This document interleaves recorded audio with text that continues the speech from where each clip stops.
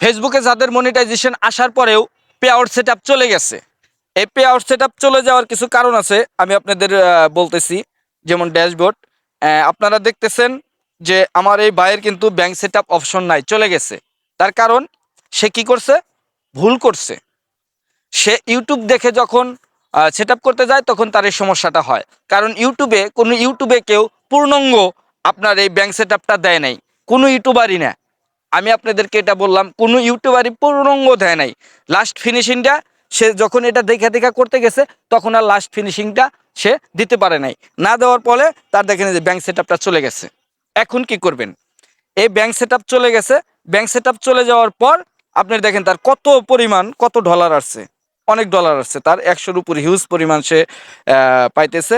কিন্তু এখন bank setup যদি আপনি না দিতে পারেন তাহলে টাকাটা তুলবেন কিভাবে? আপনার যে পরিশ্রম কষ্টগুলা এগুলা তো বিফলে যাবে।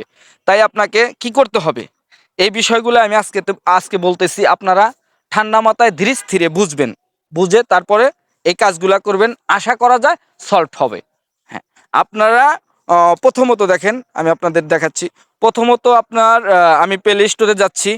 হ্যাঁ, আমার যেহেতু ফেসবুক ইনস্টল করা আছে, যাদের আছে তাদের তো আছেই। ওপেন করলেন, করার পর সরাসরি আপনাকে ড্যাশবোর্ডে চলে যেতে হবে। ড্যাশবোর্ড থেকে আপনি কি করবেন, আপনার যে 3 ডট আছে 3 ডটে যাবেন। যাবার পর দেখেন এই যে আমি আপনাদের সহজ যেটা করে দিচ্ছি, সাপোর্টেড, এই যে রিপোর্ট প্রবলেম, আপনার সমস্যার অভিযোগটা জানাতে হবে। কিভাবে আপনি জানাবেন, যায় ওকে আপনার সাপোর্টেড, আপনি যাইতে হবে কোথায়, সরাসরি যাবেন রিপোর্ট প্রবলেম, আপনি যে সমস্যা যাওয়ার পরে আপনি কানেক্টিং টু রিপোর্ট প্রবলেম এখানে যাবেন। যাওয়ার পর আপনাকে কিন্তু আমি আগেই বলে নিচ্ছি যে আপনার যে আইডি, এই আইডির স্ক্রিনশট নিতে হবে, আর প্রোফাইলস লিঙ্কটা অবশ্যই নিতে হবে আপনাকে।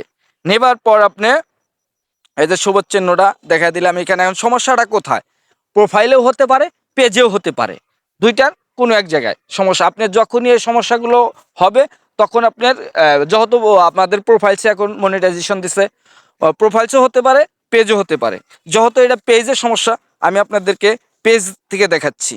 এই পেজে যাওয়ার পরে আমার যে ডেসক্রিপশন বক্সে সব দেওয়া আছে, আপনি কি কমেন্ট করবেন, ওইখানে কি অভিযোগ জানাবেন, সেটা আমার ওইখান থেকে আপনি কপি করে নিতেও পারেন। আর যদি চান যে আপনি নিজে নিজে লিখে দেবেন, সেটা তো আরও সুন্দর। এখান থেকে আপনাকে কি করতে হবে, এই ফটো, আপনার যে স্ক্রিনশটটা দিতে হবে আপলোডের জায়গায়। আপলোডে ক্লিক করলে আপনার যে স্ক্রিনশটগুলো আছে এই স্ক্রিনশট দেবেন, 2টা 3টাও দিতে পারেন, সমস্যা নাই। দেওয়ার পর আপনি আপনার যে লিখিত আপনার কি কারণে প্রবলেম হচ্ছে এখানে সেন্ড করে দিবেন। এই যে উপরের যে চিহ্নটা, এখানে সেন্ড করে দেওয়ার পর আপনি তারা অ্যাকসেপ্ট করবে, তারপর আশা করা যায় এটা সলভ হয়ে যাবে।